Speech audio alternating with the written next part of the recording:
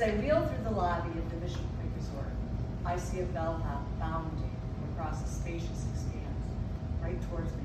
"Let me get that door," he says, opening it for me. "It's kind of heavy." "Thank you," I respond. "Where are you headed this morning?" I tell him the spot. He says, "How about I give you a push?" He points to the perilously steep ramp leading to the spot. I said, "Only if you tell me your name. I don't let just anyone push me around." "I'm Mario," he snickers. And Mario would be there for me plenty of times of that long weekend. Throughout our stay at the Mission Point Resort, where my husband John had a conference, Mario seemed to be endlessly bounding across the lobby to assist me as I navigated that resort in my wheelchair. Of course, the large tip I gave him at the beginning may have helped inspire him. Mackinac Island is one of my favorite places in the whole world. It's a jewel located between the two Michigan peninsulas. There are no cars on the island, but there is plenty of traffic. The island's year-round population is about 500.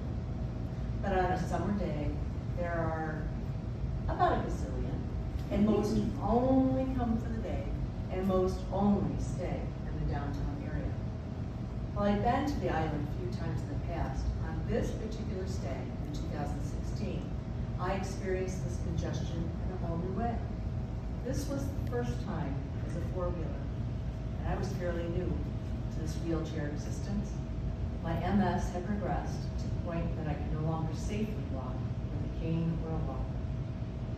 That morning, my confidence was bolstered by a massage and Mario, and I believed I could tackle a solo excursion to downtown.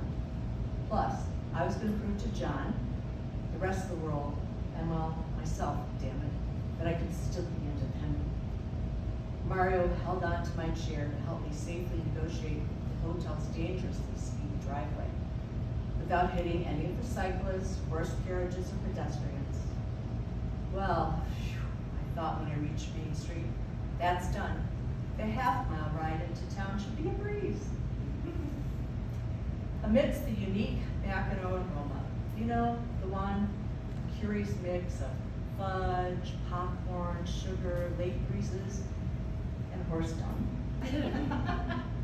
I attempted to maneuver independently in a wheelchair amongst a throng of people, hundreds of bicycles, often ridden by drunk or hapless riders, hundreds of carriages pulled by twice as many horses, and their previously mentioned piles of dung. Good Lord, I did not want to get any of that on my wheels. I didn't want to carry that scent with me for the rest of the day.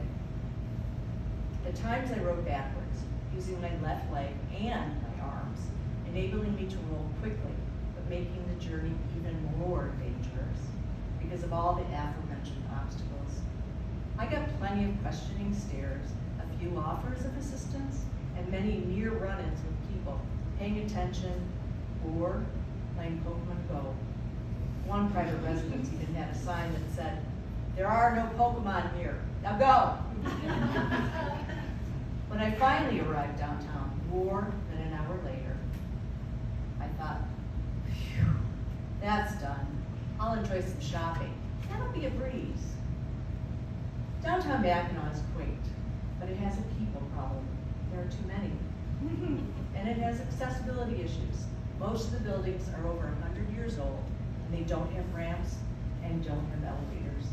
And there's a lack of accessible restrooms, unless I wanted to roll another 1/8 of a mile, but I didn't. I was hot and glistening, well, more like a sweaty mess, and I was in need of a restroom, so I opted for the closest one, the Pink Pony, where I grabbed a bottle of water and the use of their air-conditioned restrooms that I accessed only with the help of a woman who saw me struggling to open the door. Once I was alone in the non-accessible stall that I had to access by leaving my chair just outside the stall door. I felt like crying and giving up. Instead, I looked in the mirror and said, well, that's done. I'll text John and have him meet me here for lunch. In the meantime, I'll find a shady spot and people watch. That will be a breeze. It wasn't. Here's the thing, in crowds, I largely disappear because I'm at waist level and most people aren't looking down.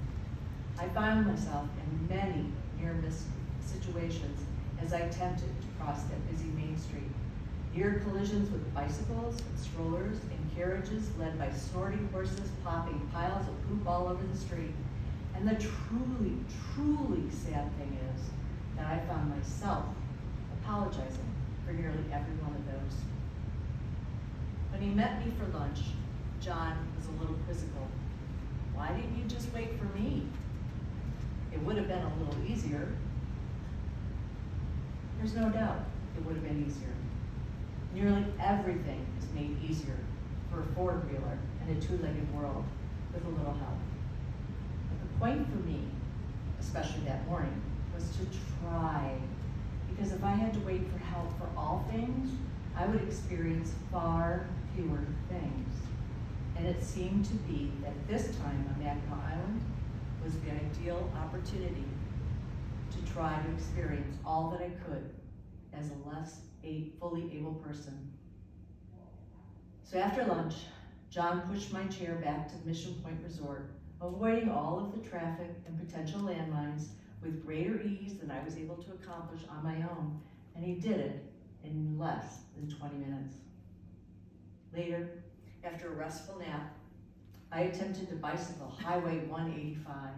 It's an 8-mile fully paved roadway all around the island that I've ridden in the past, and I was going to try it again this time, but on a rented, adult, one-speed tricycle. We took a break at mile 3.5, and I did a reality check. I was again a hot listening mess, and I knew that to go all the way around the island would mean once again traversing through downtown and its perils, otherwise known as people, ponies, and Pokemon Go. And it would mean doing this at a time when I would be at my weakest and most fatigued. So instead, we turned around. While I didn't do the entire 8-mile trip around the island, I did do 7. Have you ever seen the footage of the long-distance runner from North Carolina? She's a young woman with MS. If not, Google it sometime to get a better picture of what the next part of my story looks like. Because I was hot, I was weak, and nearly unable to walk, and needing a restroom. So we stopped at a cafe along the way. A sign by the hostess stand read, "No bicycle parking here." Another read, "Restrooms for customers only." And the hostess looked ready to challenge John and I as we illegally parked our bikes right in front of her until she saw me shaking and holding on to my husband's arm for dear life to walk 20 feet to the restroom. I splashed cool water on my face, left it running over my wrist to bring down my core temperature, and once I was somewhat cooled, I hobbled out to John, then to my tricycle for a final half-mile ride to return the bike. I recall vividly the feeling of isolation I felt amongst all the fully able people, seemingly carefree people, enjoying my favorite place in the world. And I was realizing that I couldn't join them. At that moment, I wanted to flee back to my air-conditioned room and wallow in my new reality that I cannot do all the things that I was once able to enjoy. At that moment, I also felt John's loss. He no longer had the partner that could join him on all these fun adventures. He had to hold me up, he had to schlep my chair, he had to witness his BFF wither and melt. But then he said, "You did really good. I'm impressed that you went that far." And you know what? My pity party ended. I didn't feel the isolation so keenly because he was happily along for the ride. Sometimes he's pushing my wheelchair, sometimes he's walking alongside it as I throw caution to the wind and try something